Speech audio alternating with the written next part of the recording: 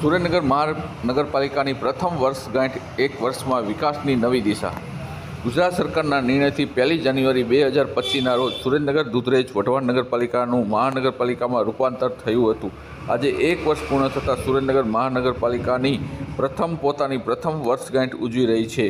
આ 1 વર્ષમાં રાજ્ય સરકારના સહયોગથી પાણી પુરવઠા, રસ્તા, ગટર, સ્વચ્છતા, હેરિટેજ વિકાસ, iconic road, street light, fire અને ઇમરજન્સી સેવા, આઈટી ઇન્ફ્રાસ્ટ્રક્ચર તેમજ નાગરિકો સેવાઓ નોંધપાત્ર પ્રગતિ નોંધાઈ છે.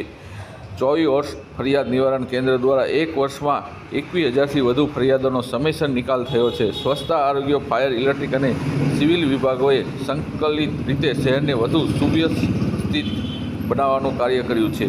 ₹419 કરોડના વિકાસ કાર્યોની મંજૂરી. પીએમ આવાસ યોજના, પીએમ સ્વનિધિ, અમૃત 2.0, સ્વર્ણ જયંતિ યોજના હેઠળ અનેક કામો પૂર્ણ થતાં પ્રગતિમાં છે. મહાનગરપાલિકાનું લક્ષ્ય આગામી સમયમાં સુરેન્દ્રનગરને આધુનિક, સ્માર્ટ અને નાગરિક સુખાકારી યુક્ત શહેર તરીકે વિકસાવવાનું છે.